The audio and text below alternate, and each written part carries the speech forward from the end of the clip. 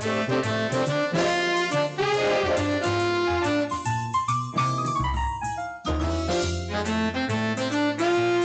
kasih. Terima kasih. Assalamualaikum warahmatullahi wabarakatuh. Waalaikumsalam warahmatullahi wabarakatuh. Jadi untuk mengoreksi secara benar bahwa saya ketika sekolah di luar negeri nggak pernah menggunakan beasiswa dari pemerintah ya. Saya menggunakan beasiswa dari Fulbright dan Ford Foundation. Fulbright itu sebuah lembaga yang sangat bergengsi di Amerika yang merupakan nama senator. Kalau saja orang bersekolah saling tukar menukar pendidikan dan kebudayaan, maka akan terjadi perdamaian dunia. Itu semangatnya begitu. Kemudian yang kedua, ketika untuk doktor saya atau PhD, itu beasiswa saya dari Ford Foundation. Jadi yayasan Ford. Tidak ada hubungan dengan mobil itu, tapi itu sebuah yayasan yang kaya sekali. Mungkin kekayaan Ford itu sama dengan kekayaan Indonesia pada saat itu. Dia selalu memberi beasiswa kepada negara-negara dunia berkembang di seluruh dunia. Nah, itu supaya tidak terjadi miskomunikasi. Nah, sebelum ceramah, ada anak-anak, siswa baru, siswa lama, saya akan memberikan sesuatu. Hendaknya saya mohon dengan hormat supaya PowerPoint saya tidak dicoret-coret. Jadi kalau terjadi coret-coret, saya punya alat untuk mendeteksi siapa yang mencoret. Jadi akan saya kenal, saudara akan mencoret-coret milik atau properti seorang tamu. Itu hukumnya tidak boleh dalam agama. Tamu harus dihormati. Itu ada hadisnya. Orang yang beriman harus menghormati tamu tetangga. Sehingga tidak boleh memperlakukan tamu tidak dihormati. Tamu harus dianggap bagaikan raja. Tapi tamu juga tidak boleh protes terhadap tuan rumah bagaimana cara menghormati tamunya. Nah, itulah Islam yang sangat demokratis. Yang kedua, host supaya tetap melihat siapa yang keluar masuk langsung dia admit. Karena kalau tidak nanti akan menutup PowerPoint saya. Begitulah ya. Jadi kalau saudara anak-anak ingin tahu saya, itu sebetulnya yang paling strategis adalah kalian masuk ke Google, ketik nama saya. Nanti kamu akan diarahkan baik ke web saya suyanto.id, saya juga punya channel YouTube suyanto.id, di situ banyak ilmu pengetahuan yang kalian bisa pelajari. Nah, SMP Mas Pati ini saya ikut membangun dulu-dulunya. Ini dulu zaman saya sekolah hanya berbentuk U, menghadap ke selatan, kemudian U yang kakinya itu di utara-utara itu berhadapan dengan sekolah teknik, dulu namanya STN. Nah, zaman saya SMP ini belum selesai, sehingga anak-anak dikerahkan untuk membangun. Saya membuat batu bata, kemudian saya juga mengangkut batu dari sungai-sungai Temboro. Jadi waktu-waktu tertentu guru-guru menggiring kita untuk semua anak mencari batu untuk membangun SMP. Jadi kalian itu sudah masuk belajar tanpa beban untuk membangun. Sehingga saya harap kalian akan memiliki kesempatan belajar yang baik. Ya, oke lah. Kalau saya akan share screen, kemudian bisa bicara dari PowerPoint ini, saudara bisa memperhatikan dengan baik PowerPoint yang akan saya lakukan ini, yang akan saya presentasikan ini. Mudah-mudahan ini bisa dilihat semuanya. Oke, jadi ini saya setnya supaya ada beberapa orang saja. Oke, jadi inilah PowerPoint yang akan saya sampaikan selama beberapa menit ke depan, yaitu bagaimana membangun peta jalan sukses bagi siswa di era revolusi industri 4.0. Saya berkepentingan kalian semua menjadi orang hebat karena kalian harus berbakti dan mengabdi kepada orang tua. Cara mengabdi dan berbakti kepada orang tua adalah belajar baik. Ketika kalian nggak belajar baik, itu adalah awal mula dari pengkhianatan terhadap orang tua. Dosanya besar sekali tentu. Sebagai anak yang durhaka. Oleh karena itu, saya minta anak-anak, tidak anak saja, kalian semua itu adalah cucu saja, itu tidak. Lebih ke malah kecanggah kali ya. Karena saya tahun 67 sudah lulus SMP ini, padahal tahun 67 bapak ibu kalian belum lahir juga. Jadi, nah tapi perjuangan itu sangat penting. Oleh karenanya kalian harus bekerja keras.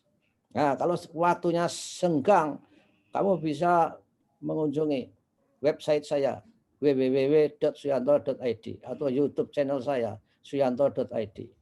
Banyak inspirasi. Nah, ciri khas orang yang akan hebat ke depan, yang akan sukses, itu orang yang memiliki curiosity yang tinggi, hasrat ingin tahu. Jadi kalau orang-orang di grup hanya kerjanya hanya posting saja, nggak pernah melihat apa yang diposting orang yang baik, itu sebetulnya adalah ciri-ciri orang yang hanya menghabis-habiskan waktu. Tidak ada kemajuan dalam hidupnya. Nah, ini kita lihat. Saya tadi mengatakan revolusi industri. Nah, ini sudah dicoret-coret. Ini jadi yang mencoret-coret ini saya yakin besok nggak akan jadi orang. Ini jadi saya minta semua tangannya tidak memegang mouse. Anak-anak tidak boleh memegang mouse. Kalau yang memegang mouse itu berarti anak-anak yang tidak paham mengenai masa depannya. Tidak boleh memegang mouse. Yang memegang mouse hanya saya saja. Jadi, nah saya tahu karena kalian belum pernah menggunakan Zoom, jadi kemaruk apa-apa dicoba. Tapi dalam seminar ini saya minta tangan kalian sedekap. Jangan memegang mouse. Nah, terima kasih. Ini yang bisa menghilangkan itu anak yang bagus bertanggung jawab. Ketika berbuat salah diingatkan, kemudian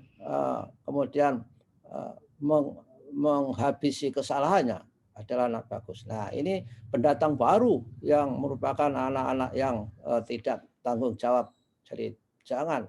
Saya tahu kalian nggak sengaja mencoba-coba karena hasrat ingin tahu kalian. Tapi untuk kali ini, ketika saudara ingin mencoba mengeksplorasi bagaimana hebatnya Zoom, saudara bisa diberikan forum oleh kepala sekolah sendiri. Silakan coret-coret semau-maunya. Nah, ini nyusul yang lain. Ini mencoba-coba saja karena tidak pernah, ya maklum, kalian semua berasal dari desa yang desanya itu beda dengan desa saya. Saya walaupun jadi anak desa, itu saya bertanggung jawab terhadap apa yang bisa saya lakukan. Jadi ini revolusi industri 4.0, ciri khasnya ini. Jadi saudara yang tidak memiliki ini, tahun depan, tahun yang akan datang, tidak menjadi orang, tidak menjadi siapa-siapa. Tidak dikenal oleh orang, tidak dikenal oleh peradaban.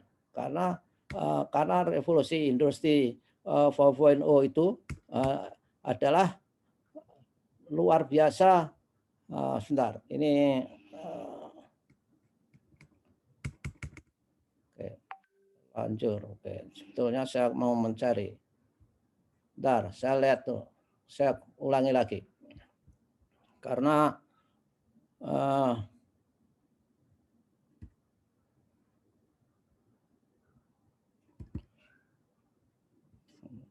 ini cursor saya ganti, nggak bisa dipindah.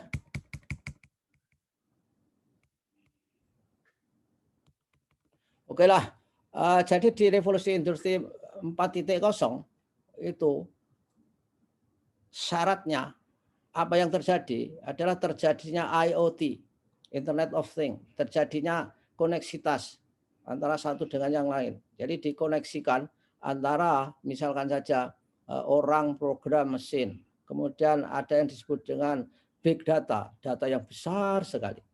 Saudara tahu nggak bahwa semua data di dunia itu ada pada Google. Google itu tahu rumah semua orang di dunia ini. Sehingga hampir 5 miliar orang dipetakan oleh Google. Nah, siapa yang punya data itu yang menguasai dunia, yang yang ber apa yang berjaya, seperti misalnya Gojek, karena punya big data, dia bisa mendapatkan uang miliaran dari restoran setiap hari. Padahal dia nggak punya restoran. Dia punyanya big data itu, yaitu memanfaatkan apa yang disebut dengan memanfaatkan big data, memanfaatkan orang lapar, memanfaatkan orang punya motor, memanfaatkan orang yang punya restoran, disatukan sehingga terjadi transaksi itu. Nah, ini biangnya semuanya adalah IoT, Internet of Things. Semua hal ada di internet. Kalau kalian tahu mengenai apa saja yang tidak paham, masuk ke Google, ketik keywordnya, kalian akan diberi penjelasan sejelas-jelasnya. Jadi nanti para siswa baru, ketika Pak Guru menjelaskan tidak jelas, itu bisa dicari di Google, nggak perlu risau. Ya, jadi ini adalah merupakan ciri khas dari revolusi industri 4.0. Dan di samping itu, siapa yang tidak bisa memanfaatkan internet dengan baik, ini saya yakin dia tidak akan memiliki kompetensi yang baik di dalam kehidupannya. Nah, ini self fulfilling prophecy namanya. Ada teori yang agak mungkin buat kalian ini masih terlalu rumit, tapi yang penting yang ingin saya sampaikan ialah bahwa berpikir positif itu penting. Jadi, karena pikiran yang positif itu ini sangat mempengaruhi perilaku kita. Apalagi guru harus berpikir positif terhadap siswanya. Kalau berpikir positif, ini akan mempengaruhi action kita terhadap murid itu. Jadi kalau guru berpikir bahwa satu kelas murid, wah ini kelas-kelas mbek ini, diajar apapun nggak bisa nyantol, itu pasti anak satu kelas itu bodoh semua. Tapi kalau berpikir, wah ini anak hebat ini pasti kalau diajar sedikit saja dia akan brilliant, akan menjadi anak hebat, maka dia akan hebat beneran. Karena pikiran kita itu mempengaruhi action kita. Ya, kemudian action kita itu berdampak pada keyakinan orang lain. Ya, berdampak pada itu. Kemudian keyakinan orang lain itu menyebabkan menyebabkan perilaku orang lain. Nah, perilaku orang lain itu akan meningkatkan keyakinan kita tadi, akan memperkuat keyakinan kita lagi. Nah, ini siklusnya. Nah, kalau anak-anak ingin tahu detailnya, saya tulis di web saya suyanto.id. Ini pada prinsipnya adalah merupakan Pygmalion Effect. Jadi saudara kalian bisa melihat di sana. Nah, berikutnya yang ingin saya sampaikan adalah ini lihat 70% pekerjaan ini akan diotomatisasikan. Jadi kalau orang nggak paham terhadap seluk-beluk otomatisasi, seluk-beluk misalnya artificial intelligence, kemudian komputer digital, ke depan sudah nggak dapat kerjaan. Jadi kalian harus mempersiapkan diri itu. Di tahun 2045 kita akan menciptakan apa yang disebut dengan generasi emas. Dan di tahun itu akan ada bonus demografi. Bonus demografi itu adalah suatu keadaan di mana penduduk Indonesia itu sebagian besar, mayoritas adalah merupakan usia produktif. Ya kalian-kalian ini isinya. Tapi harus disiapkan pendidikan dengan baik. Kalau tidak baik, tidak menjadi generasi emas, mungkin akan menjadi generasi cemas, akan menjadi beban. Sehingga kalian harus menuntut ilmu, punya kesempatan untuk berkarir, punya kesempatan untuk belajar dengan baik, agar menjadi pemimpin-pemimpin tahun 2045. Karena di tahun 2045 semuanya berubah, tidak seperti saat ini.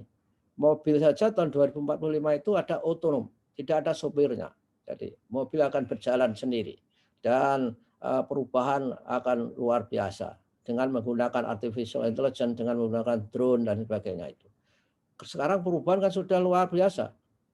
Siapa yang tidak berubah akan mati. Enggak peduli itu orang hebat atau lebih-lebih orang tidak hebat, matinya lebih duluan. Bahkan tidak husnul khotimah, jadi mati dalam peradabannya itu. Kalian tahu bahwa dulu 10 tahun yang lalu laptop yang mereknya Sony, Fujitsu, Toshiba berjaya. Sekarang mati karena nggak bisa melakukan perubahan. Yang namanya BlackBerry juga mati. Nokia juga sudah tidak bicara lagi. Karena tidak bisa beradaptasi dengan perubahan. Sehingga saya berharap anak-anak SMP Mas Pati ini bisa mensikapi, bisa mempersiapkan diri untuk masuk ke dalam generasi emas tahun 2045. Saya jelas nggak ada, saya sudah tidak ada. Tapi ketika saudara mengingat pesan saya ini dan terjadi beneran, insya Allah akan terjadi dan saudara bisa mendoakan saya sudah di alam kubur bahwa apa yang saya sampaikan itu terjadi pada tahun 2035-2045. Ini zamannya kalian semua. Guru-guru itu sudah pensiun, guru-guru saudara. Apalagi saya sudah nggak ada di dunia atau 2045. Tapi itu diprediksikan segala-galanya berbasis artificial intelligence. Artificial intelligence itu apa? Artificial intelligence itu adalah inteligensi buatan manusia yang sekarang sudah mengalahkan inteligensi manusia. Luar biasa itu. Seperti kalian itu kalau seperti orang itu semuanya itu datanya sudah ada pada Google karena dia punya artificial intelligence. Kalau kalian membuka iklan tertentu, maka iklan berikutnya itu akan diberi yang senada dengan itu. Karena artificial intelligence besok mesin cuci itu tidak atas dasarnya timer. Tidak misalnya menitan mati, bukan. Akan dianalisis. Komputer itu bisa menganalisa. Jadi besok mesin cuci itu nyalanya akan tergantung pada pakaian yang dicuci. Bersihnya seperti apa. Kemudian kotornya seperti apa. Dia akan menganalisis itu. Akibat artificial intelligence, sekarang catur buatan komputer itu sulit dikalahkan oleh manusia. Karena setiap geraknya dia bisa mensimulasikan berbagai skenario gerakan untuk mematikan musuhnya. Nah, seperti itu kenyataannya. Ini lihat gejala perubahannya, toko-toko fisik sudah nggak ada. Kalau di kota besar yang namanya supermarket gede-gede pada mati, diserbu oleh online. Karena perubahan luar biasa. Jadi contohnya ya, kalian supaya bisa membayangkan bagaimana dampak dari revolusi digital, komputer, artificial intelligence. Zaman saya menjadi rektor, kalau ulang tahun itu ada yang datang ya, orang-orang yang dekat dengan saya itu 10 orang, membawa makanan yang enak-enak, makanan tradisional dan sebagainya. Tetapi zaman sekarang, ketika zaman era digital, ketika saya ulang tahun, itu yang mengucapkan tidak saja 10 orang, ribuan, bisa 10.000 mengucapkan ulang tahun di dunia digital. Tapi dari 10.000 itu nggak ada satupun yang membawa makanan. Adanya hanya membawa foto makanan. Foto tumpeng, tiup lilin, karangan bunga, dan sebagainya. Itu perubahan yang luar biasa. Perubahan yang agak kuno sedikit ya soal resepsi. Resepsi pernikahan itu dulu adalah biasanya duduk. Sehingga terkenal usdek hidangannya itu.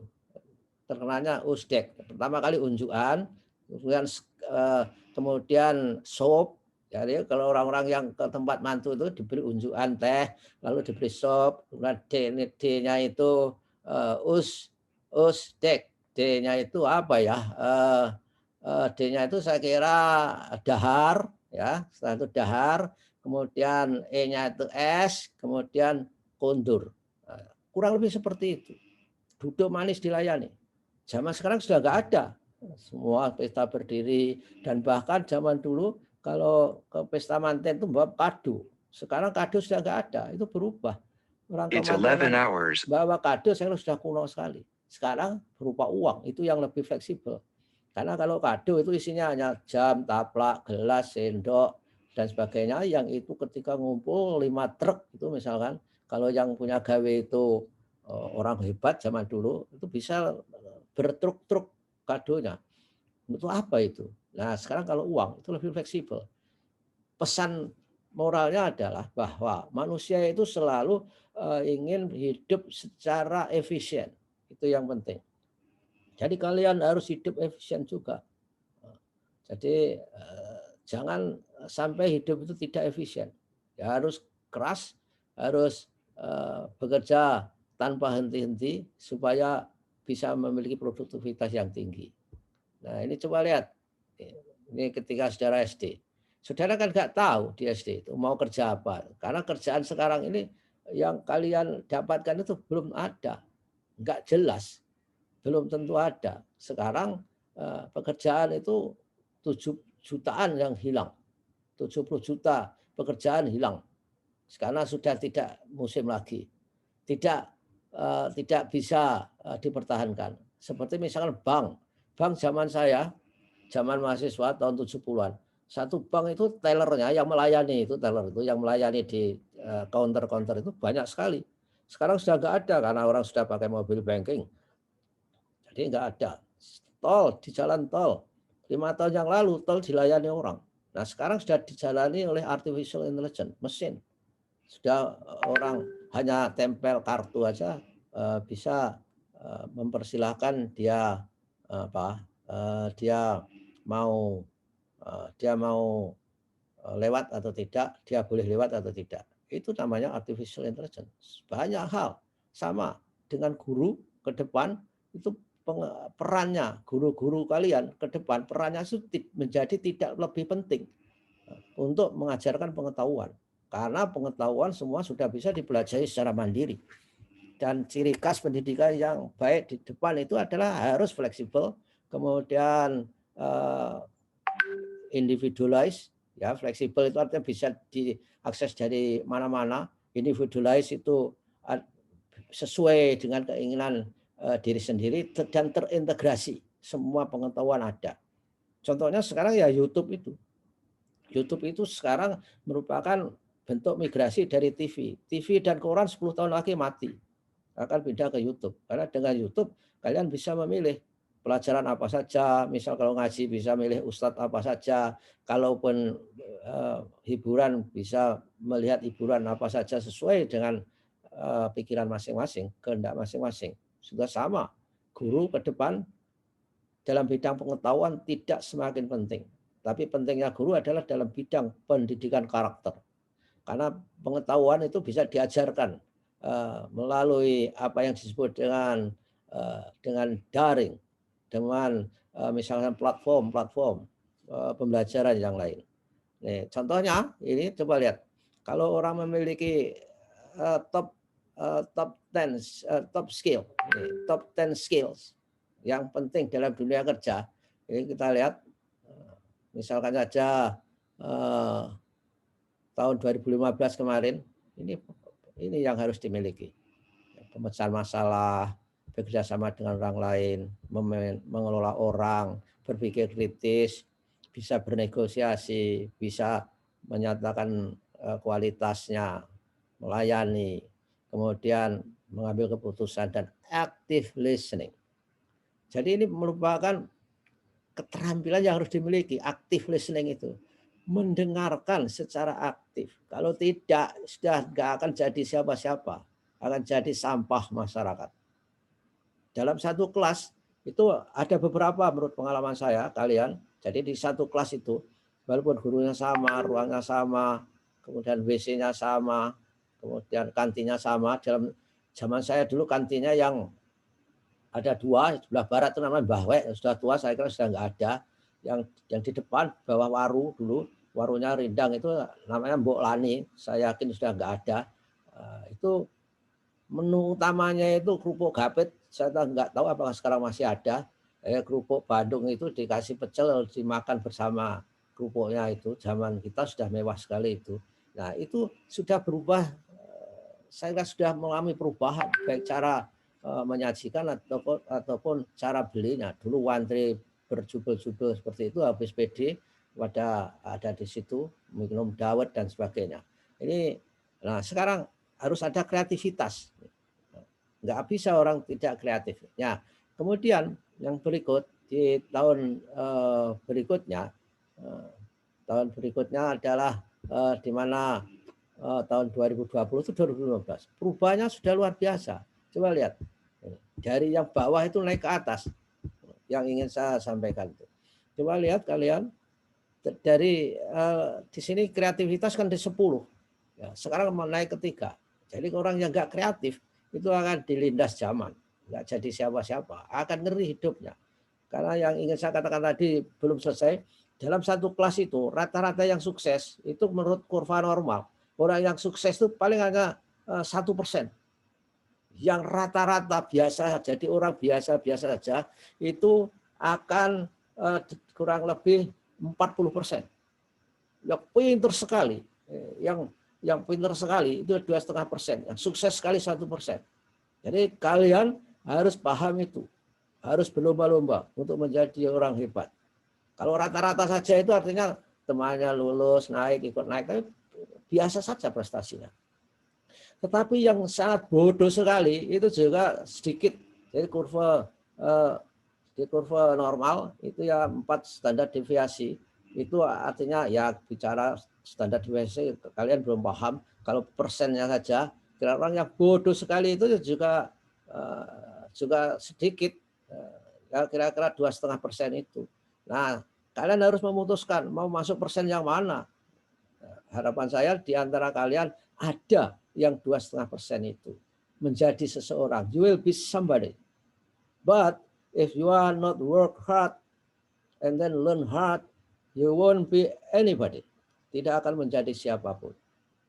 Nah, ini ya. Jadi lihat, kreativitas menjadi naik. Kemudian critical thinking yang tadi 4 menjadi 1. Yang itu nanti ini akan menjadi 21st century skills. Keterampilan abad 21 dan sebagainya. Ini ada pesan dari Pesan dari PowerPoint ini adalah bahwa perubahan itu sebegitu cepat. Zaman saya kecil, perubahan itu memerlukan waktu 50 tahun paling tidak. Sekarang perubahan itu hanya memerlukan tahun dan bahkan bulan. Kalau kalian beli HP, itu setiap bulan berubah fitur HP itu. Selalu ada inovasi, selalu ada tambahan fitur yang itu merupakan hasil dari kreativitas seseorang. Berawal dari berpikir kritis. Kalau tidak berpikir kritis zaman sekarang itu akan menjadi korban zaman. Kalau enggak punya berpikir kritis, gampang ditipu di era digital. Saya sering profil saya itu digunakan untuk nipu-nipu orang. Teman saya pernah ketipu 30 juta, yang lain 7 juta. Hanya menggunakan foto saya, kemudian ditaruh di Facebook dia, lalu taruh di WA dia, ngomong minta utang. Nah, mengapa mereka tertipu? Karena tidak berpikir kritis. Loh, berkenal dengan saya kok nggak berpikir kritis? Masa saya mencari utangan? Masa dia mintanya utang hanya 30 juta? Kalau saya cari utang, tentu miliaran harusnya. Nggak mungkin toh saya cari utang.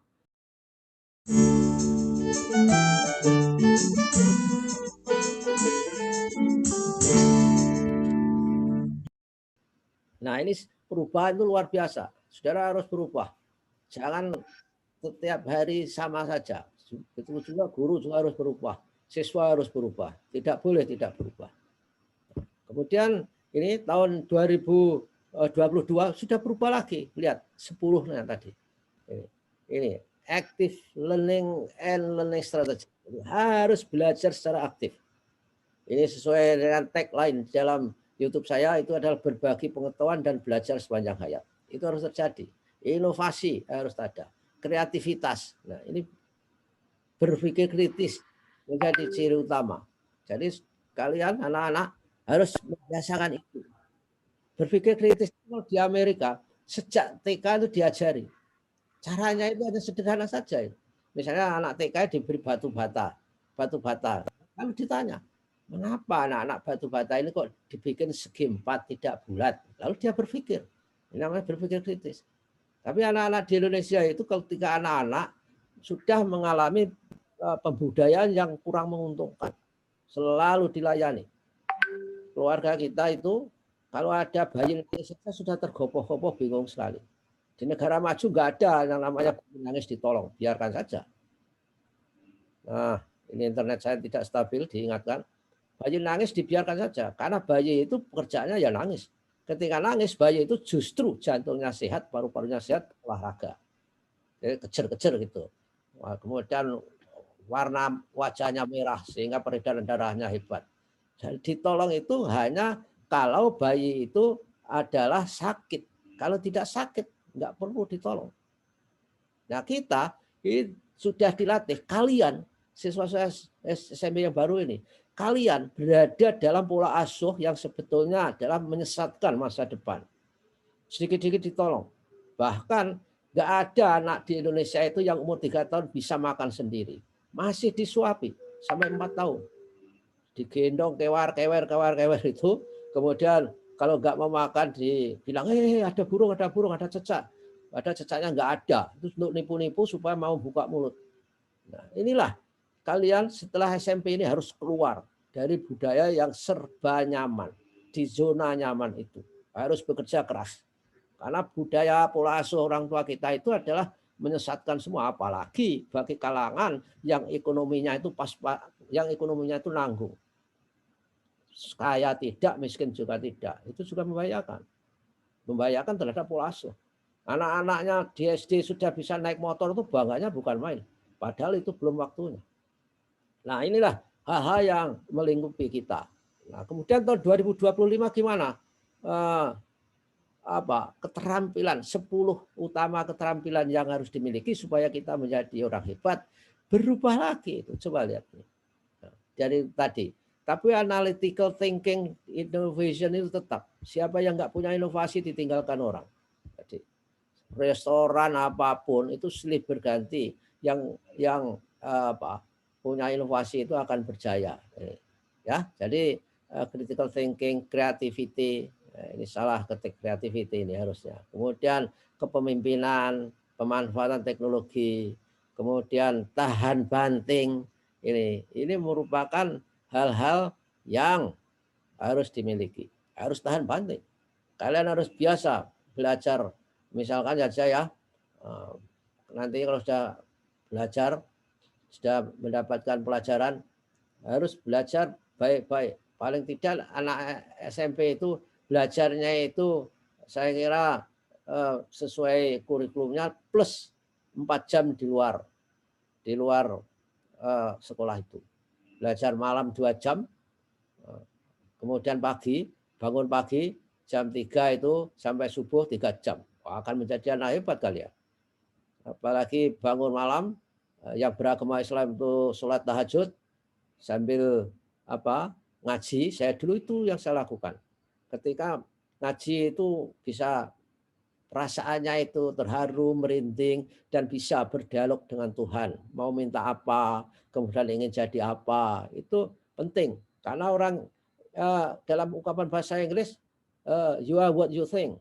Kamu itu adalah apa yang kamu pikirkan dalam benak kamu. Kalau kamu pikirannya kreatif, inovatif, positif, akan menjadi beneran. Tapi kalau pikirannya itu grantes saja, kemudian bete saja, nggak akan mendapatkan inspirasi sehingga nggak bisa apa-apa. Nah, inilah kalau dikelompokkan ini pemecahan masalah yang semua keterampilan 10 ini terdiri dari 4 hal, yaitu bisa memecahkan masalah. Bisa memecahkan masalah. Tadi yang berpikir kritis yang saya katakan anak TK di Amerika itu sudah diajari, mungkin internetnya pas mati tadi, misalnya diberi batu bata. Mengapa batu bata dibikin segi 4? Kok enggak bulat? Mengapa? Kok itu permukaannya kasar, tidak seperti botol misalnya saja. Mengapa batu bata ukurannya segitu, tidak gede seperti misalkan saja 4 kali lipatnya. Nah, itu memacu orang berpikir kritis. Kalian juga bisa berpikir kritis di dalam rumah masing-masing. Misalkan saja, apakah kita harus memanfaatkan listrik ketika tidak ada orang? Mengapa listrik diberi saklar misalnya saja? Karena harus dimatikan. Jadi kalau di rumah listrik nggak digunakan, nggak dimatikan, ini pertanda orang rumah itu adalah orang yang tidak cerdas-cerdas amat, tidak berpikir kritis. Kalau misalnya listrik itu tidak perlu dimatikan, tentu sambungannya langsung ke kabelnya PLN, nggak perlu pakai saklar. Nah, berpikir kritis seperti itu. Nah, kemudian memecahkan masalah, misalkan saja ketika kalian pagi-pagi semua orang menghadapi masalah, untuk sarapan masalah, makan apa, bagaimana menyiapkan, dan juga mengelola diri sendiri, namanya self management dalam bahasa Inggrisnya. Bisa kamu itu mengontrol diri kamu, mengelola diri kamu, mendisiplinkan diri kamu, kapan bermain, kapan belajar. Jangan hidupnya itu penuh permainan. Kalau hidupnya main saja biasanya ciri khas orang yang tidak sukses itu, kalau bermain berjam-jam itu rasanya baru sebentar aja. Tapi kalau baru baca 1 jam itu rasanya seperti sudah 12 jam. Mulat, mulet, ongap, angop gitu. Itu ciri khas awal-awal dari orang tidak sukses. Kemudian working with people. Jadi harus biasa bekerja dengan orang lain. Karena ke depan itu bekerja sama dengan orang lain itu sangat penting. Walaupun tidak selalu fisik, tidak face to face, bisa melalui virtual misalnya. Kalau nggak bisa bekerja dengan orang lain, nggak mungkin dia jadi pemimpin itu, ya, nggak mungkin. Kemudian menggunakan teknologi secara bermanfaat. Misalnya kamu punya WA, ya digunakan secara bermanfaat. Caranya gimana? Membuat grup WA yang pertanyaannya itu adalah berupa pertanyaan tentang pelajaran di sekolah, misalnya saja. Misalnya punya Pak Guru, Pak Guru itu gimana itu, kesenangannya apa, misalnya saja. Apa yang harus dilakukan untuk menghadapi Pak Guru, Bu Guru, misalkan saja. Itu dibicarakan, karena itu non akademik, bukan akademik, tapi mempengaruhi sukses kalian untuk belajar. Belajar itu yang penting kan berkomunikasi dengan gurunya. Kalau komunikasinya nggak baik, tentu saja nggak terjadi proses belajar dan belajar tidak akan baik. Jadi kalau punya WA itu jangan digunakan hanya untuk main-main saja. Gunakan untuk saling bertanya. Misalnya bertanya, loh mengapa tumbuhan kedelai di tempat saya kok keriting? Nah, yang lain berdiskusi. Mengapa? Kalau ada 2 tumbuhan, satu ditaruh rumah, satu ditaruh luar, kok beda perkembangannya? Mengapa saya yang di desa? Mengapa kacang tanah di tempat saya itu kok kacang tanah di tempat saya itu kok perilakunya beda dengan tumbuhan yang lain? Mengapa kacang tanah kok bunganya di atas tanah, tapi buahnya masuk ke dalam tanah? Padahal semua tumbuhan yang lain buahnya itu selalu di sekitar bunga. Nah, ini semua pikiran-pikiran yang bisa kamu kembangkan didiskusikan. Berdiskusi tadinya jawabnya salah nggak apa-apa, tetapi dibiasakan berdiskusi. Biasa menggunakan teknologi itu untuk produktif. Tidak hanya punya teknologi namanya WA-nya pasang status sedang galau misalkan saja. Terus menyebarkan hoax, nggak bagus itu. Itu tandanya orang tidak sukses. Memang untuk sukses itu godaannya besar sekali. Zaman saya orang satu kos di tempat saya itu nggak ada yang belajarnya sesistematik saya. Kerjaannya itu ada dengerin radio saja. Karena kerjanya dengerin radio, saya akan cari akal. Saya sudah kreatif pada waktu itu. Gimana supaya mereka tidak nyetel radio? Kalau dibilangin ya ngeyel. Lalu apa? Baterainya itu saya ambil, saya selotip ujung-ujungnya. Sehingga baterainya itu tidak connect. Maka dia persepsinya radio itu rusak. Nah itulah ciri khas orang yang tidak kreatif berhadapan dengan orang kreatif. Dia rusak. Sehingga dia selama seminggu tidak nyetel radio. Ketika saya sudah seminggu itu sudah selesai ujian, baru selotipnya itu saya buang. Nah radionya hidup lagi. Dia heran-heran, mengapa radionya kok bisa hidup? Nggak tahu, mungkin ini ada setan di dalamnya. Ini cara hidup seperti itu, kalau saudara kreatif itu sudah menunjukkan indikasi bahwa saudara kalian anak-anak akan sukses atau tidak. Jadi harus biasa. Dalam bahasa Jawa di sini apa ya? Dalam bahasa Jogja itu gergil, artinya gelidik, bisa memandang sesuatu. Zaman saya SMP saya itu punya punya jeruk ya, lalu tumbuh saya potong. Saya berimajinasi ketika dari pertanian di Kincang itu, di Jiwan kemana itu ada pertanian dulu saya sering ke sana beli bibit. Oh ternyata ditempel. Saya mencoba menempel jeruk itu jeruk yang bawah itu jeruk jelek saya tempel yang baik. Oh saya dimarahi orang satu rumah, disidak gimana tanaman dipotong-potong. Nah, saya diam saja karena untuk menghadapi itu ya lihat saja lah. Tapi begitu 3 minggu ditempel di okulasi atau dalam bahasa Inggrisnya grafting. Saudara kalian juga ada di YouTube saya juga ada bagaimana memperbaiki kualitas tanaman, yaitu kelengkeng yang sudah besar tapi kualitasnya jelek saya potong, tunggu batangnya ranting baru lalu saya taruh kelengkeng yang kualitasnya baik. Nah jeruk-jeruk itu setelah tumbuh baru dihargai, baru diapresiasi. Begitulah ciri khas dari inovasi. Selalu diketawakan orang, ditentang orang, dan sebagainya. Bahwa kalian nanti akan akan mempelajari hukum Archimedes misalkan saja. Jadi Archimedes itu dulu ketika sampai pada kesimpulan bahwa air itu ketika dimasuki benda maka airnya itu akan dipindahkan sebesar volume benda itu. Itu juga ditentang orang dan dianggap bahwa dia adalah orang tidak waras. Nah, itulah. Nah, ini berikutnya kutipan dari Rowan Gibson ini. Ini bahasa Inggris. Ini untuk memberi inspirasi supaya kalian bisa bahasa Inggris. Jadi siapa yang bisa bahasa Inggris punya daya tawar yang luar biasa. Kalau saudara sarjana zaman sekarang nggak bisa bahasa Inggris, itu sarjana yang aneh itu. Zaman sekarang sarjana itu harus bisa bahasa Inggris. Kalau harus bisa ngomong bahasa Inggris. Karena bahasa itu tidak perlu sekolah. Jadi kalau kalian itu memang mau orang hebat, bikin juga grup WA yang di dalamnya itu percakapannya menggunakan bahasa Inggris. Walaupun jelek, walaupun salah, tapi membudayakan. Misalnya, hi, how are you? I'm not good. I'm not. My body is not delicious. Wah, itu salah. Maunya ngomong badan saya nggak enak, I'm not good, I'm not fine. Tapi malah badan saya tidak enak, diterjemahkan sebagai my body is not delicious. Ini joke-nya seperti itu.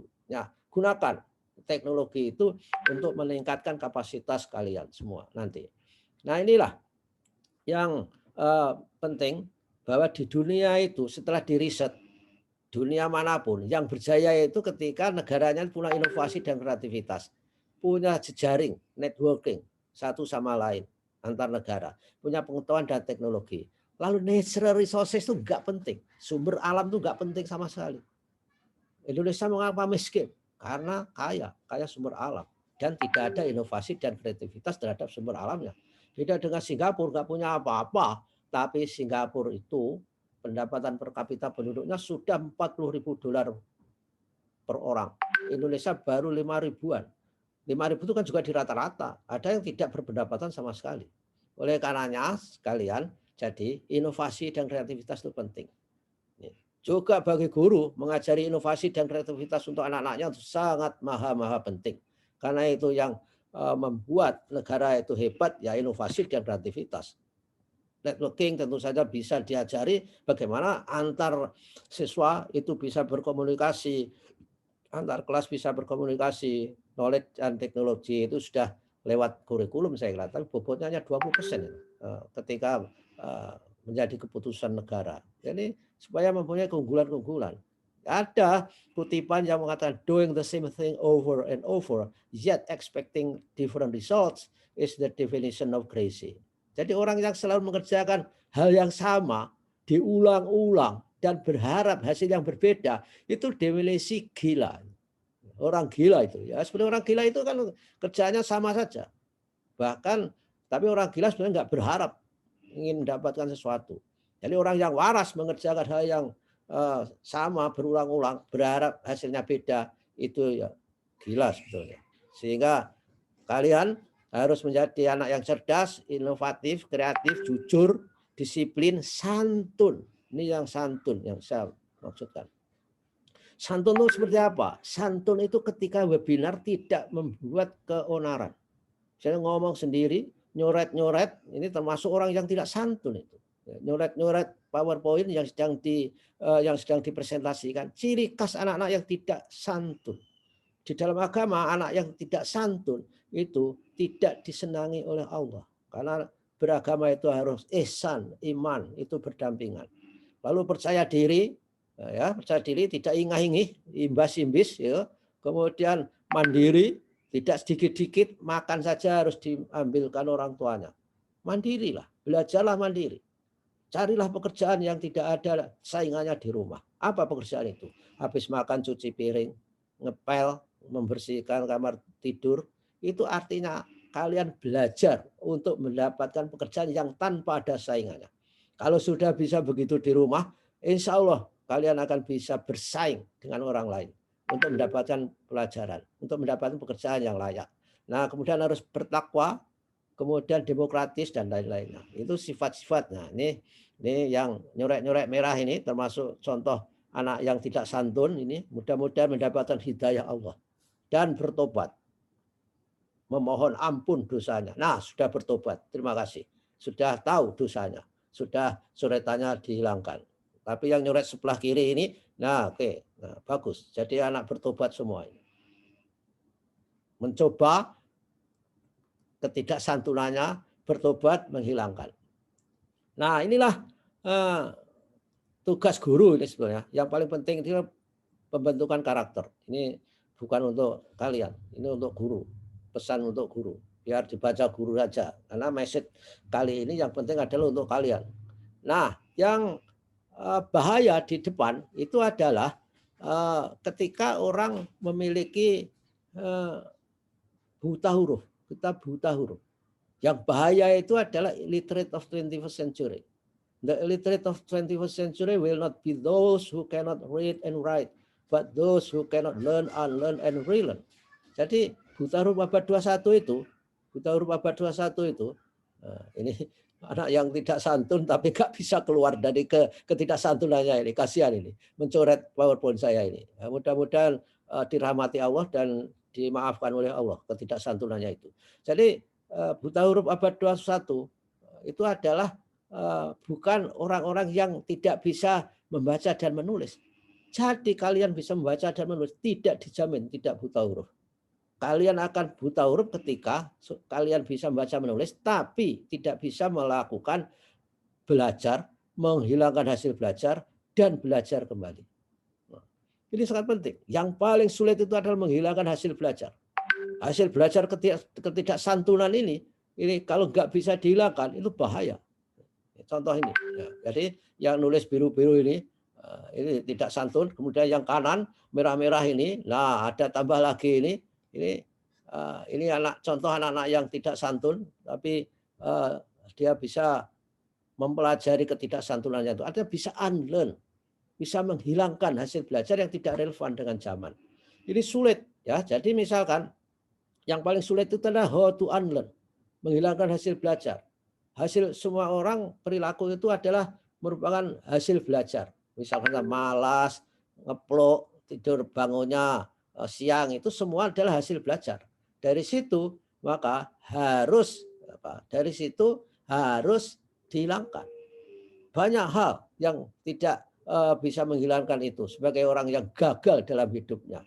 Misalkan saja ketika orang selalu mengatakan bahwa misalkan saja nah sekarang misalkan saja WC itu ya, WC di mana-mana itu sekarang sudah pakai WC duduk.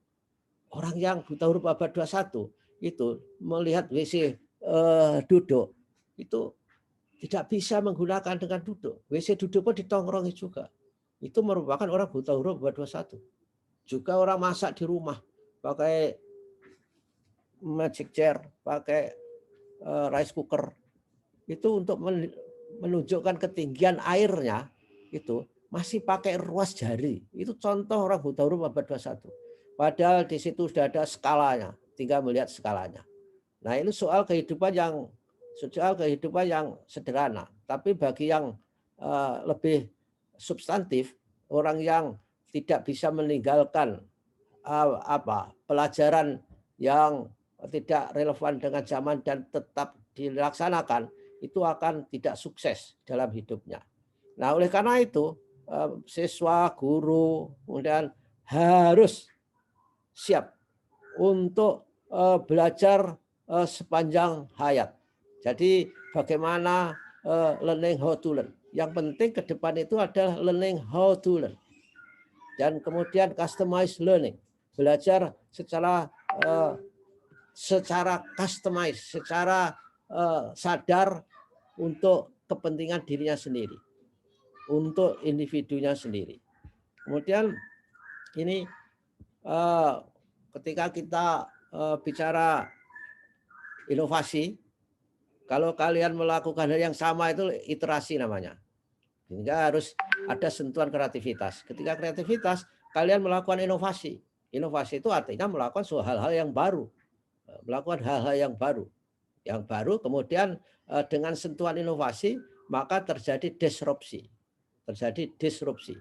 Di mana disrupsi itu menghilangkan praktek lama yang kemudian praktek baru itu dijadikan gantinya. Seperti contoh saya tadi misalkan saja BlackBerry dihapus ganti Android.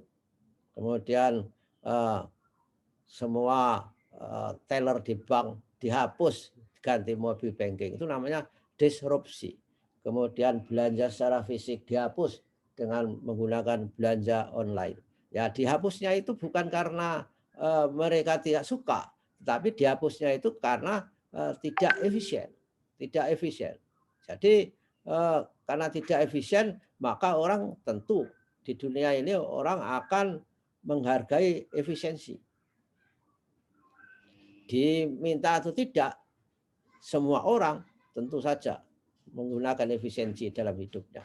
Itu penting, walaupun efisiensinya itu tingkatannya ada tinggi, rendah, dan sebagainya. Nah, itu perusahaan teknologi.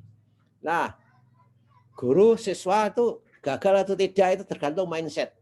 Ya, mindsetnya. Kalau mindsetnya benar, tindakannya benar, maka dia sukses. Kalau mindsetnya salah, tindakan salah, dia akan gagal. Siswa juga seperti itu. Mindset itu apa ya? Pikiran. Mindset itu cara berpikir.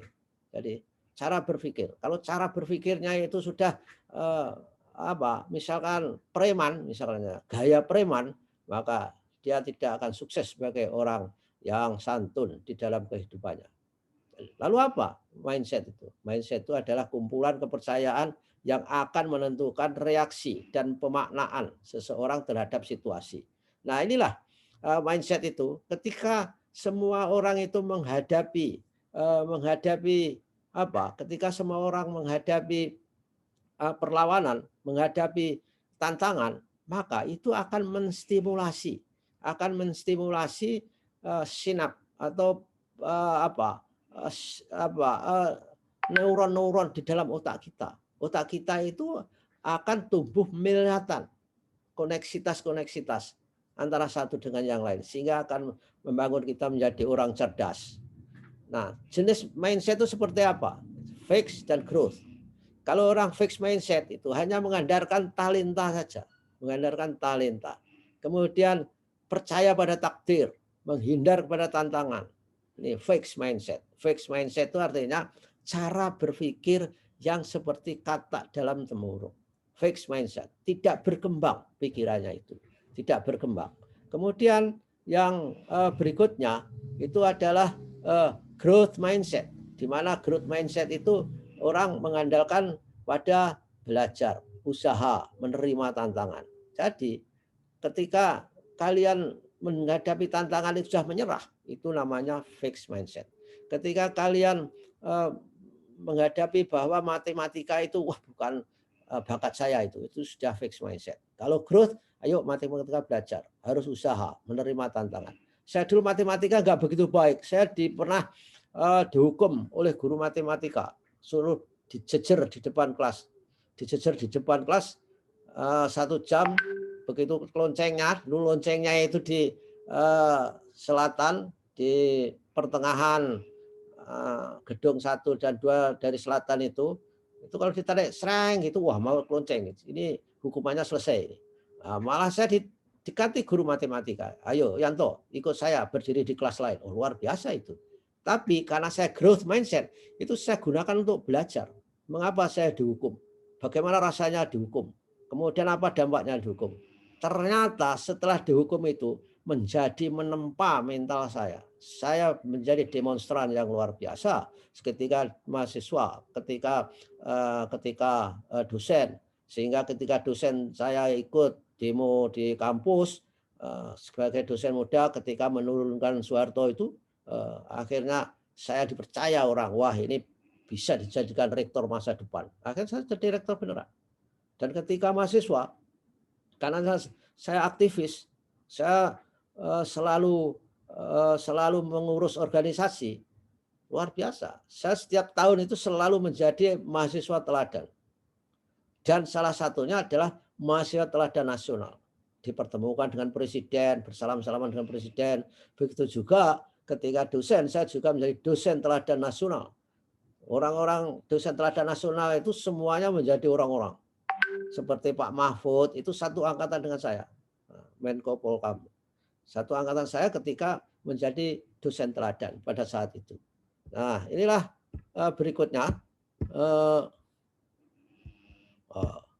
Ini yang gambarannya, kalau fixed mindset itu otak orang itu sudah dikunci mati, nggak bisa menerima pelajaran, diberitahu itu juga tetap saja melakukan seperti yang nyoret-nyoret ini juga fixed mindset. Mudah-mudahan selama sekolah di SMP Mas Pati ini mereka berubah. Kalau nggak berubah tidak akan jadi siapa-siapa yang pekerjaannya nyoret-nyoret ini. Jadi akan menjadi sampah masyarakat suatu ketika nanti, ketika nggak berubah. Jadi saya berdoa yang nyoret-nyoret ini juga akan berubah sebagai pengembangan karakter mereka selama di SMP Negeri Mas Pati ini. Nah ini kalau dalam arti percayaan apa? Fixed mindset itu percayanya hanya talenta aja, segalanya, dan harus terlihat pandai. Belajar itu nggak mau supaya dilihat pandai. Tapi kalau growth yang pikirannya berkembang, ini kecerdasan itu adalah hasil usaha atau proses. Tahu nggak? Saya dulu di SMP ini ijazah saya bahasa Inggris itu 3 karena saya nggak bisa. Tapi bagi orang growth mindset itu tidak putus asa seperti orang fixed mindset. Oh ini memang talenta saya begitu. Orang growth mindset itu pikirannya saya kalau tidak sukses sekarang, sukses yang akan datang. Akhirnya saya bisa belajar bahasa Inggris, melupakan kisah kelam di SMP Negeri Mas Pati yang 3 itu tadi. Saya belajar dan bisa lulus TOEFL dan akhirnya bisa seleksi di beasiswa Fulbright. Beasiswa Fulbright itu beasiswa yang sangat prestisius, sulit orang menggapai itu, orang Indonesia. Jadi saya di situ mendapatkan beasiswa di Boston University ketika dia luar negeri. Ketika Mas jadi dosen muda, cita-cita saya satu, pengen keluar negeri tanpa dibiayai oleh siapapun. Jadi dengan beasiswa itu luar biasa inspirasinya dan luar biasa pengalaman hidupnya ketika di luar negeri. Pernah tersesat-sesat karena airport di Indonesia zaman saya dulu di airportnya di Halim, pintunya hanya 1. Begitu saya terbang lewat Hong Kong kemudian ke California, pintunya itu ratusan bahkan ribuan pintu-pintunya. Jadi saya shock, dalam hati saya menangis. Untung karena Fulbright itu sangat bergengsi, sudah ada yang jemput, lalu pakai spanduk ditulis Mr. Suyanto. Wah saya langsung angkat tangan, luar biasa saya gembiranya pada saat itu. Kalau tanpa dibantu itu saya yakin tersesat di gate-gate yang banyak sekali itu. Dan saya juga orang desa yang diinapkan di hotel di Hong Kong, hotel berbintang 5, luar biasa. Jadi ketika di kamar, saya bungai itu, di kulkas itu ada mete dan sebagainya, ada makanan kecil saya embat, saya makan. Nggak taunya ketika sudah check out itu di charge. Wah luar biasa. Untung saya uangnya masih ada. Kalau enggak coba kan memalukan. Ini pengalaman-pengalaman perjalanan hidup. Dan itu membuat warna bagi kehidupan saya. Nah, tantangannya apa? Orang fixed mindset itu menghindari tantangan. Menghindari tantangan. Ketika growth mindset, tantangan itu terima dan dihadapi. Itu luar biasa itu. Jadi memang ketika orang fixed mindset menerima tantangan, menyerah, lempar anduk putih, sudah angkat tangan. Lalu rintangan, mudah menyerah. Growth mindset bertahan dan berusaha untuk mengatasinya. Kemudian usaha gimana? Orang fixed mindset itu usaha sia-sia karena mereka percaya kepada takdir, pada talenta. Tapi growth mindset itu mengatakan wajib dilakukan untuk mengembangkan keterampilan itu. Kemudian kritik. Kalau orang susah dikritik itu adalah fixed mindset. Orang marah dikritik itu fixed mindset. Orang growth kalau dikritik ini merupakan sumber informasi dan peluang untuk perbaikan. Misalnya saja kalau siswa misalkan saja dikritik, oh kamu nggak bisa, kamu nggak bisa apa, nggak bisa begini pakaiannya. Oh jangan terus ngomongnya nggak apa-apa, ngapain kamu cerewet? Karena ini kan uang saya sendiri beli pakaian. Tapi orang yang growth mindset, terima kasih kritiknya. Saya di rumah ngaca, kemudian mana yang belum pantas, mana yang perlu ditingkatkan dan sebagainya. Kritik seperti itu. Jadi kalau dikritik itu harus dianggap sebagai informasi gratis yang untuk perbaikan. Kemudian sukses orang lain, orang growth mindset itu melihat sukses orang lain itu sebagai inspirasi. Oh, saya akan seperti dia. Saya akan berbuat seperti dia. Kalau fixed mindset merupakan ancaman. Bahkan menganggap bahwa suksesnya itu merebut dari dirinya. Ini penting, growth mindset. Saya dulu di Amerika pernah melihat TV untuk mendidik menjadi orang milioner. Trainernya berkata, "Do you want to be millionaire?" All the members say yes. Yes, we do, katanya. Lalu, how can you be the millionaire? Lalu mereka ada yang menjawab, we have to work very hard. We have to learn more. Tapi jawab-jawab itu oleh trainernya, that's not all right, katanya.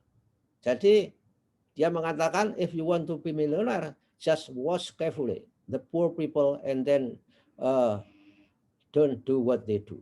Jadi kalau kamu ingin jadi orang milioner, amati orang-orang miskin. Lalu jangan lakukan apa yang dia lakukan. Jadi kalian juga bisa menganalogikan yang sama. Ketika kamu orang ingin jadi pinter, amati teman-teman yang selalu lambat belajar, yang biasa-biasa saja itu. Jangan lakukan apa yang dia lakukan. Akan jadi orang pinter. Ini adalah inspirasi. Inspirasi itu lebih penting daripada teknologi. Semua inspirasi, semua teknologi lahirnya dari inspirasi.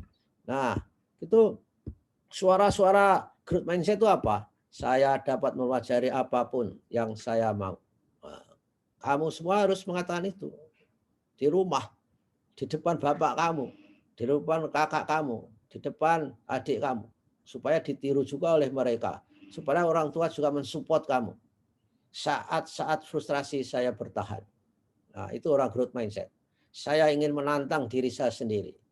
Dirinya itu ditantang. Bisa enggak untuk bangun pagi? Bisa enggak untuk lari setiap hari? Kalau anak muda itu harus olahraga. Jadi olahraga. Karena orang sukses itu karakternya adalah harus ada olah hati, olah rasa, olahraga, kemudian olah hati. Misalnya. Nah, ini penting itu. Ya, saat frustasi saya bertahan. Saya ingin menantang diri saya sendiri. Tantanglah. Bisa nggak saya puasa setiap Senin dan Kamis? Tantang dirinya. Bila saya gagal, saya akan belajar. Jadi ketika gagal, jangan justru benci terhadap materinya itu. Saya belajar dari kritik dan saran. Nah, itulah. Bila Anda sukses, saya terinspirasi. Usaha dan sikap saya menentukan segalanya. Saya suka dikatakan bahwa saya bekerja keras. Nah, inilah yang menentukan suara growth mindset dalam diri seseorang. Nah, growth mindset itu apa pupuknya? Hanya 3. OCD. Yaitu obstacle, hambatan, rintangan, kemudian tantangan, dan kesulitan. Kalau biasa menghadapi ini akan menjadi orang hebat. Saya dulu ini yang biasa saya hadapi. Sehingga saya sekolah pakai sepeda, nggak pakai sepatu. Kemudian tantangannya kalau hujan, itu harus punya plastik untuk bungkus bukunya, kadang-kadang masukkan ke dalam dada. Kesulitan itu dulu sulit sekali dari desa Pojok Sari di jembatannya namanya Legundeng itu. Wah, batunya itu kepala saya itu di tengah jalan, dan itu kalau dilewati kalau nggak hati-hati kita akan terjungkir di situ. Sama ketika saya pulang ke rumah ketika mahasiswa atau ketika saya SMA, saya pulang minta duit oleh orang tua saya ditantang. Kalau kamu mau punya duit itu jual gaplek itu ke Mas Pati. Saya masukkan dalam karung, lalu kasih sepeda onta itu. Wah, ketika didorong di namanya jembatan Legundeng itu naik itu, yang atas jeplak ke bawah karena berat bawah. Itu tantangannya luar biasa, kesulitannya luar biasa. Tapi tetap saya lakukan supaya saya bisa mendapatkan uang dari jerih payah sendiri. Ini luar biasa. Ini cara mendidik yang luar biasa. Orang tua saya dulu walaupun buta huruf, inspirasinya mendunia. Sejak kecil didoktrin, kamu jangan jadi orang gagal. Kalau sekali gagal, kalau kamu datang ke tempat saudara kamu 1, 2, 3 kali ditemui, yang keempat sudah nggak ditemui. Nah, inilah luar biasa. Sehingga saya ingat, kamu harus bekerja keras. Jadi saya bekerja mikuli kledong, misalnya meluku di sawah, guyang sapi, kemudian mencari makanan sapi ketika 17 Agustus harus membuat stok makanan sapi karena SD itu harus ke lapangan Sukomoro sana, itu pestaria bawa rontek sambil di jalan Merdeka itu harus menyiapkan diri yang luar biasa. Begitu juga kalau hari raya harus membuat stok makanan sapi-sapi itu kan merupakan tantangan, kesulitan yang harus kita lalui. Zaman kalian sudah nggak ada seperti itu. Oleh karena itu harus dikompensasi, belajar dengan baik. Berikutnya, ini manusia itu pada dasarnya ingin berubah tapi sulit diubah. Nah, inilah contohnya. Orang yang sukses ini, guru berprestasi, siswa berprestasi ini sendiri ke sana. Ini orang yang temannya banyak, ini tidak menjamin sukses. Jangan selalu ikut oleh orang yang jumlahnya banyak ketika dia tidak berprestasi. Nah, ini sama, ini mirip-mirip. Dan inilah yang saya katakan tadi, yang dikatakan Pak Kepala Sekolah tadi. Ya, jadi keterampilan abad 21 itu apa? Yaitu literasi ada 61. Literasi pada umumnya, ada numerasi, literasi sains, literasi ICT, literasi finansial, kultural, dan civic. Kemudian apa yang menjadi kompetensi dasarnya, yang 4C, terkenal 4C itu, yaitu critical thinking, berpikir kritis, kreativitas, komunikasi, kolaborasi. Komunikasi penting. Mengapa bisa komunikasi? Kalau dia bisa bahasa asing, itu lebih hebat. Berkomunikasi secara mesin, secara misalkan saya aplikasi, kamu harus bisa. Berkolaborasi, misalkan mengajak teman-teman itu membuat tim yang untuk menghasilkan sesuatu yang lebih produktif. Misal di masa COVID ini, misalnya membuat tim, bagaimana mengumpulkan dana, bagaimana bersimpati kepada korban-korban akibat COVID itu. Berkolaborasi, bagaimana membuat masyarakat literat terhadap COVID. Di mana orang-orang selalu menganggap bahwa COVID nggak ada, nggak pernah pakai masker, katanya nggak pernah ada. Ini berbahaya. Sekarang COVID itu tambahannya di negeri ini sudah 30.000 setiap hari. Kalau sampai desa-desa itu nggak pakai masker, kalian juga ikut-ikut, dan bahkan bergerombol, berdekat-dekat, cepat atau lambat akan menjadi korban COVID itu sendiri. Nggak pandang bulu itu, COVID itu. Nah, kemudian hasrat ingin tahunya itu harus tinggi. Jadi kalau orang yang punya hasrat ingin tahu itu sudah kalah sebelum berperang. Ya, karena kalau kita mau berperang pun musuh kita itu harus kita ketahui. Siapa kita itu juga harus tahu. Punya inisiatif, tahan banting, bisa beradaptasi dan memiliki kepemimpinan dan memiliki kesadaran kultur. Ini yang saya maksudkan, bahwa yang paling penting itu menginspirasi ketika kita belajar. Sehingga kita harus melibatkan diri pada belajar bagaimana belajar. Belajar bagaimana belajar itu beda dengan belajar untuk menghafal. Belajar bagaimana belajar itu artinya kita membelajarkan siswa, membelajarkan anak, kalian juga belajar sendiri. Kalau mendapat sesuatu, kemana kita pergi? Itu belajar cara belajar, bukan belajar menghafalkan. Sudah enggak zamannya lagi belajar menghafalkan. Nah, belajar cara belajar, kalau kamu tidak tahu sesuatu, masuklah Google. Misalkan konsep kreativitas misalnya. Masuklah Google, ketik kreativitas misalkan saja. Ini creativity misalnya. Ini apa? Misalnya saja. Misalkan konsep erosi, itu ada semua. Konsep massa, misalnya konsep literasi, itu juga ada. Ini internet saya lemah. Ini mungkin yang terakhir nih, 2 terakhir. Kita harus menjadi orang yang bisa bertransformasi. Jadi hijrah namanya. Syaratnya harus punya kesadaran, harus punya visi, punya pemahaman, punya nilai-nilai. Nilai itu apa? Ya sesuatu yang diperjuangkan. Kejujuran, disiplin itu nilai. Kemudian keterampilan, punya etika, pengetahuan, dan prinsip-prinsip dalam kehidupan. Nah, ini yang terakhir beneran. Nah, semua orang yang tidak sukses itu selalu ada di comfort zone, di zona nyaman. Jadi nggak mau bergerak, merasa di situ tuh sudah hebat, sudah ampuh, sudah bahagia di situ saja. Ini terutama kalau guru yang akan pensiun, yang tua-tua, suka di zona nyaman. Suruh belajar IT, sudah ginilah, sudah mau pensiun aja. Maka tugas kepala sekolah harus membuat guru-guru, siswa-siswa berada pada zona kecemasan. Karena kalau dia cemas itu dia akan meningkatkan merasa bahwa lack of self confidence. Maka dia akan mencari dari ketidakpercayaan dirinya itu. Rata-rata mereka adalah mengexcuse, mencari alasan untuk tidak berprestasi itu.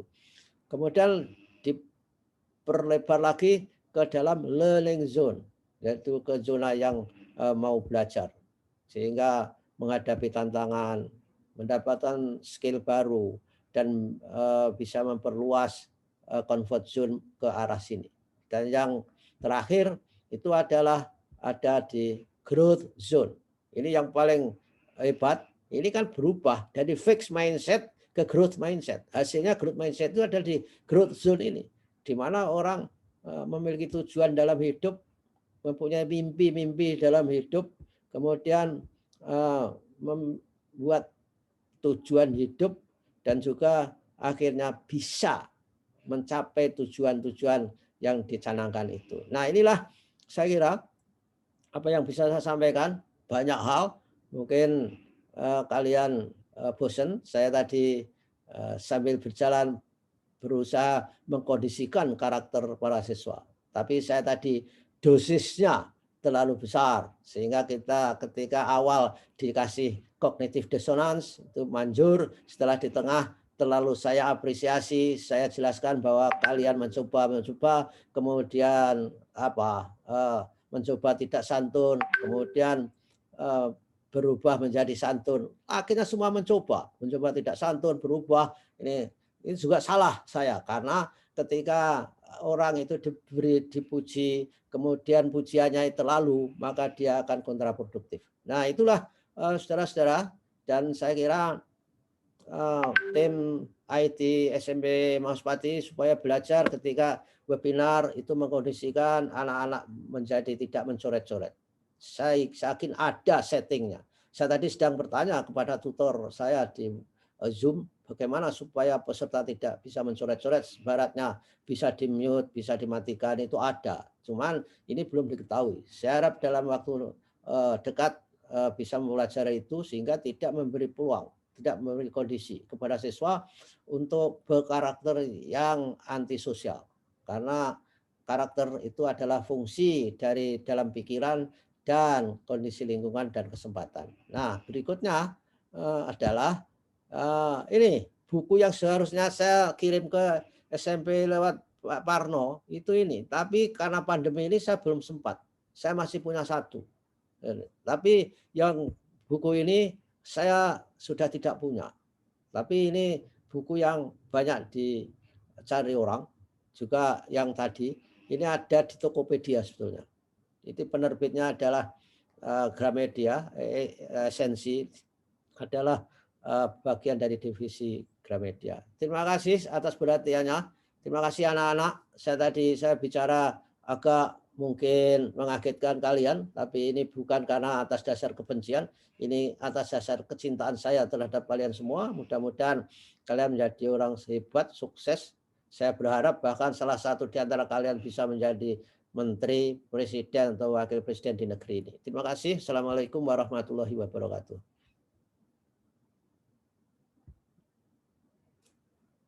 Waalaikumsalam warahmatullahi wabarakatuh.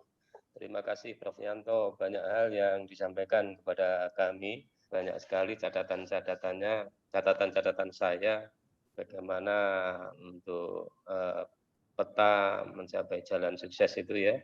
Jadi kita harus bisa mengikuti perubahan, harus kreatif, harus berpikir kritis, harus kerja keras, harus inovasi, keluar dari zona nyaman, harus memiliki kemampuan memecahkan masalah, memiliki self management atau mengelola diri, bekerja sama dengan orang lain, berkolaborasi, menggunakan teknologi dan sebagainya. Banyak sekali. Mungkin dari apa yang disampaikan oleh senior kita, Prof. Yanto tadi, ada yang ditanyakan oleh adik-adik, disilahkan. Saya mencari di chat, ini belum ada yang bertanya. Sebenarnya sudah saya tawarkan untuk bertanya, tapi belum ada yang bertanya. Mungkin Raisen, siapa yang bertanya? Ya. Atau mungkin Bu Sri sudah ada pertanyaan yang disampaikan kepada Bu Sri, kami silahkan.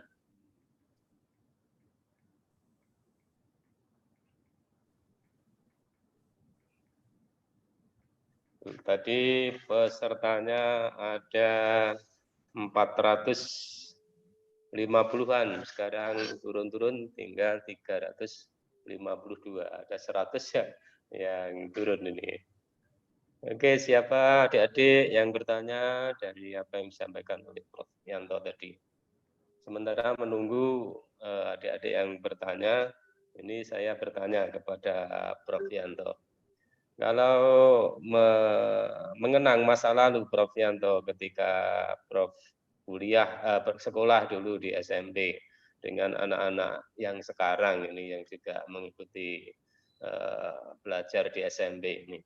Kalau dihadapkan atau dikorelasikan ke mindset tadi, anak-anak dulu dengan anak-anak sekarang ini lebih growth mindset anak-anak dulu atau lebih growth mindset anak-anak sekarang?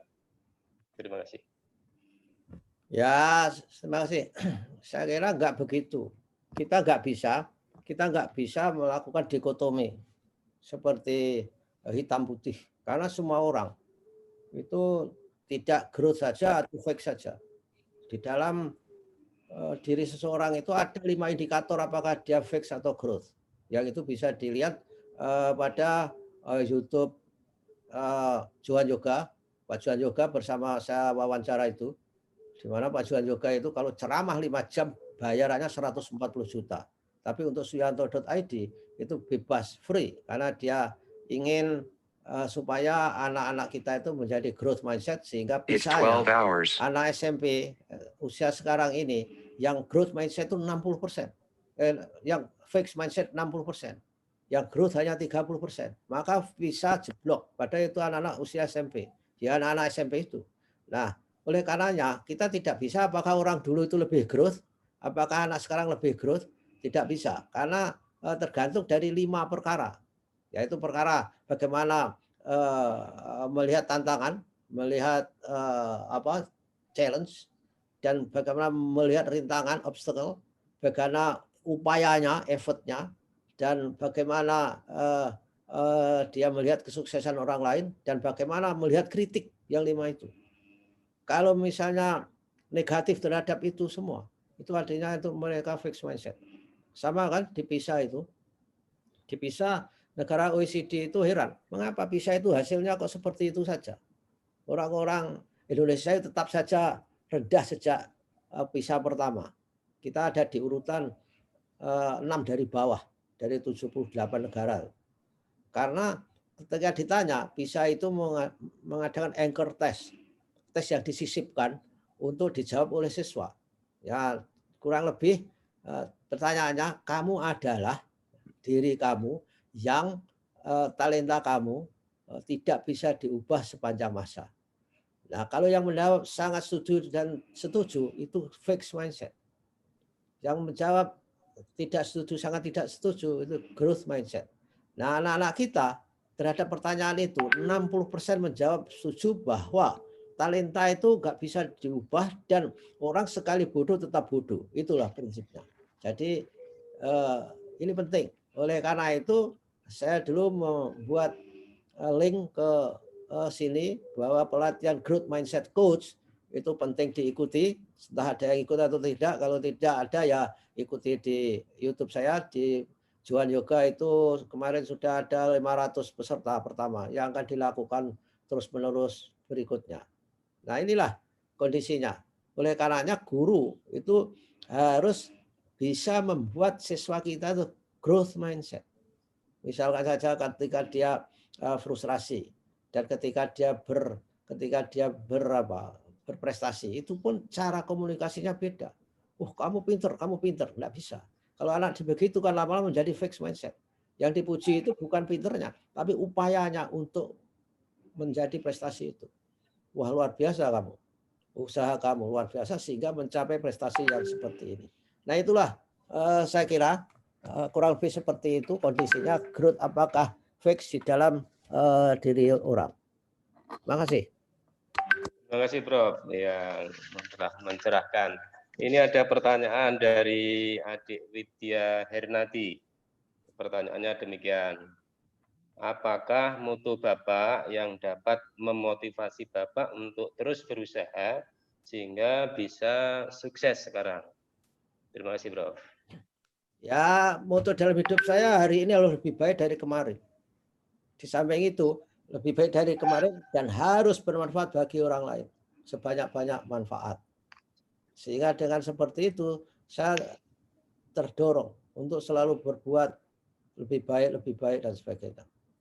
Sehingga karena moto itu, saya sering diajak di dalam kegiatan-kegiatan nasional. Seperti misalnya zaman tahun 99, kalian pada belum lahir, tentu. Bapak Ibu Saudara belum ketemu. Itu saya sudah diminta oleh Pak Yahya Muhaimin, Menteri Pendidikan waktu itu, saya diminta untuk memimpin membuat undang-undang Sisdiknas. Jadi undang-undang Sisdiknas itu adalah hasil karya tim saya yang memimpin. Nah, itu kan karena dari semangat harus bermanfaat kepada orang lain.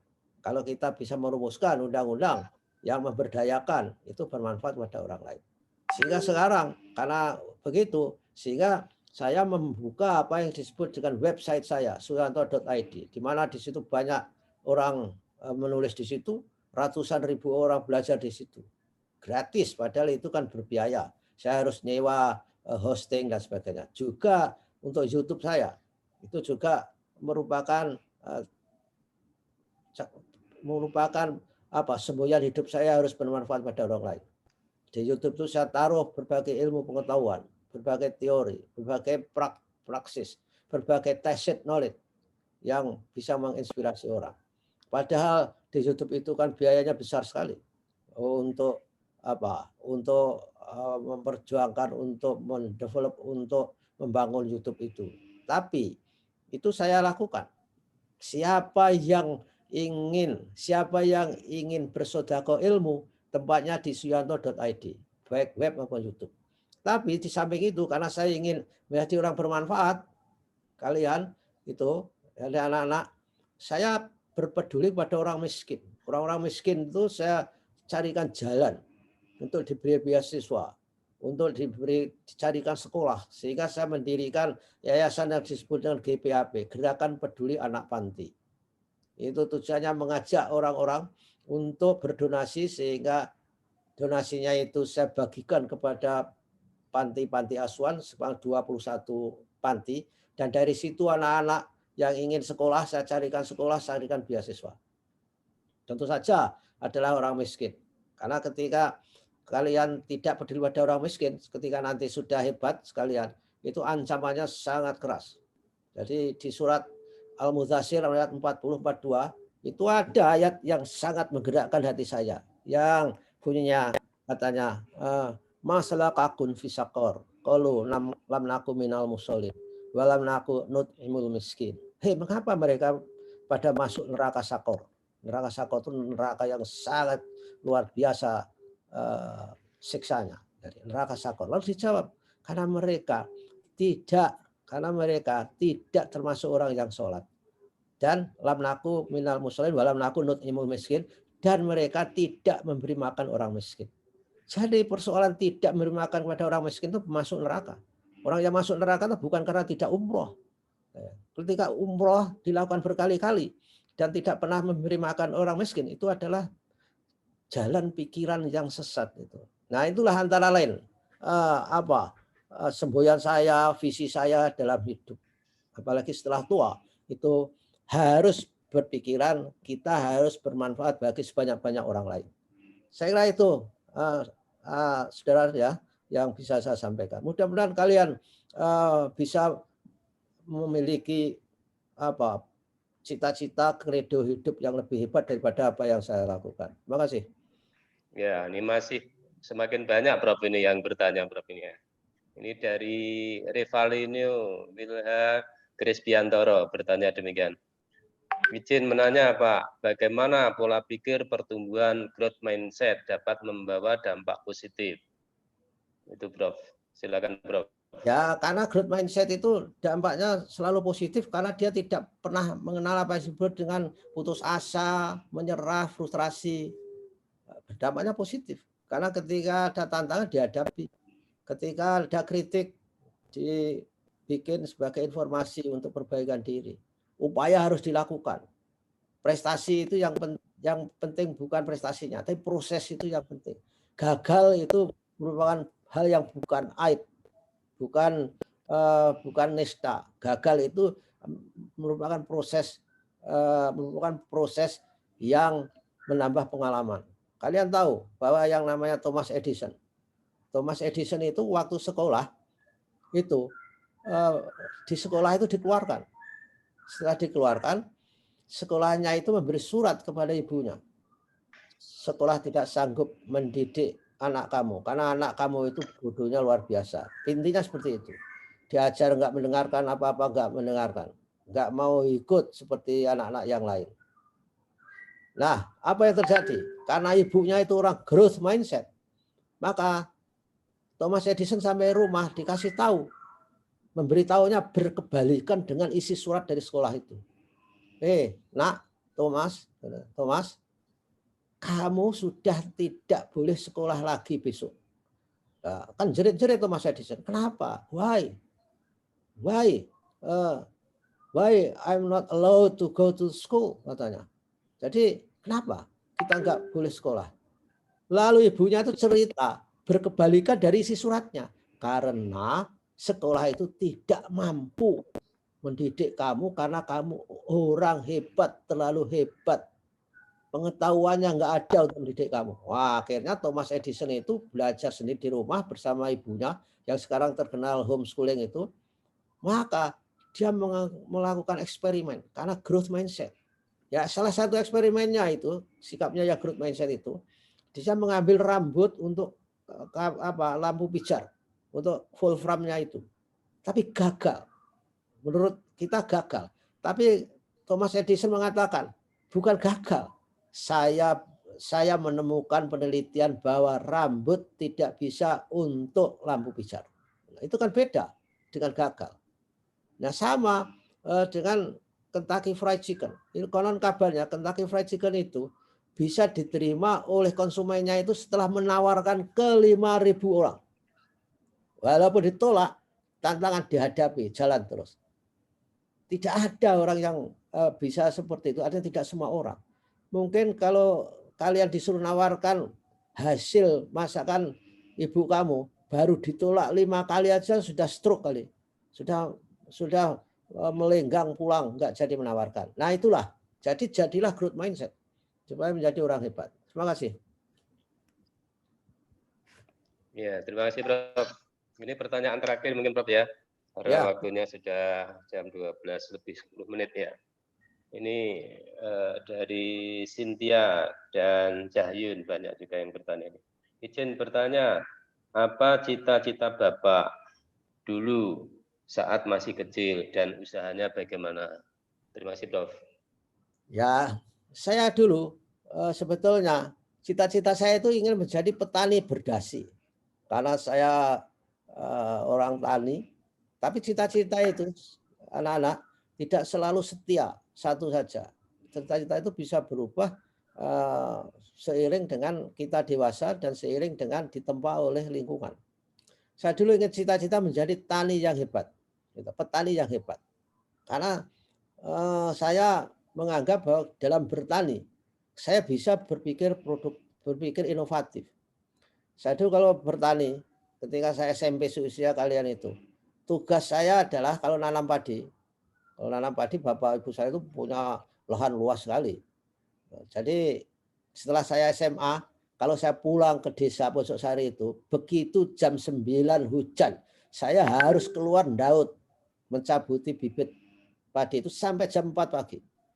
Karena orang-orang keluarga saya itu lebih status sosialnya lebih dikit di atas karena ketika menanam padi malam-malam itu sudah pakai Petromak, yang lain pakai obor, pakai oncor itu. Tempat saya sudah pakai Petromak. Status sosialnya lebih tinggi lah gitu.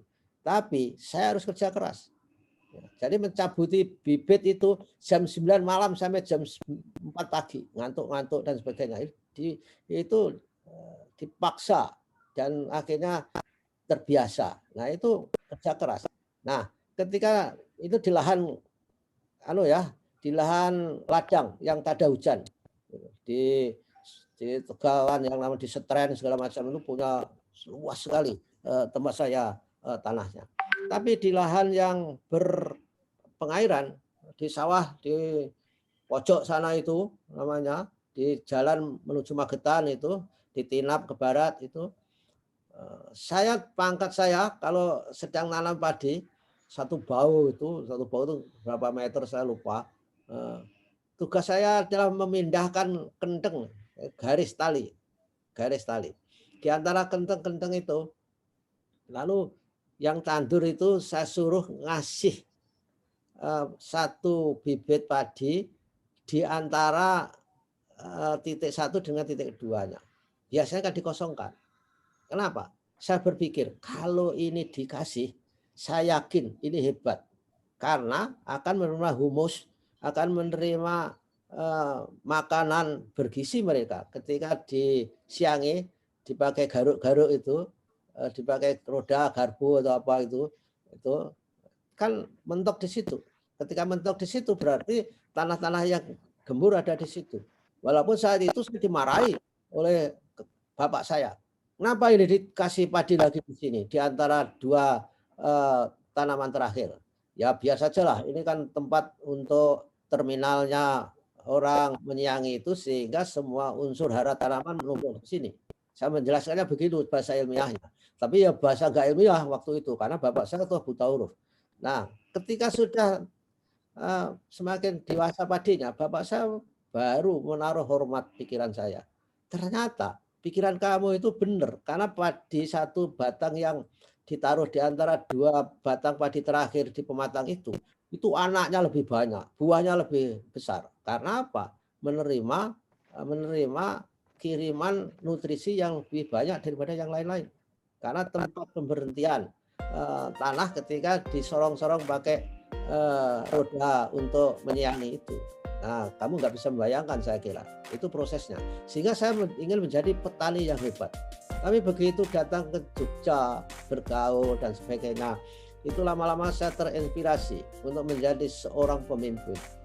Artinya ternyata memimpin itu punya seni. Bisa menggerakkan orang, bisa mendorong orang, memotivasi orang. Akhirnya saya tertarik di situ. Nah, apa yang dilakukan? Ya harus kerja keras. Tidak bisa tidak. Lebih ekstra daripada yang lain.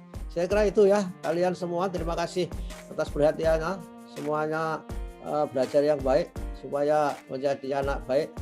Tapi di atas segalanya harus tetap hidup sehat, jaga protokol kesehatan dan olahraga yang teratur. Terima kasih saudara Parno dan atas kesempatannya, dan terima kasih saudara Edi, kepala sekolah. Mudah-mudahan SMP Mas Pati menjadi semakin berjaya karena saya memiliki kewajiban moral. Pada waktu saya dirjen, saya pernah membantu SMP itu, tapi saudara Edi belum ada di situ. Saya kira salah satu yang saya gelontorkan dananya dulu adalah membangun perpustakaan, tapi mungkin perpustakaannya juga sudah diubah lagi karena tadi kelihatan sangat megah di situ. Terima kasih semuanya, mohon maaf kalau saya melakukan sesuatu yang tidak diperkenan oleh para guru, oleh para siswa. Apa yang saya lakukan adalah demi untuk kita bersama dan belajar baik dan untuk menghebatkan, untuk memantaskan kalian untuk menjadi orang hebat. Terima kasih. Billahi taufik wal hidayah. Wassalamualaikum warahmatullahi wabarakatuh.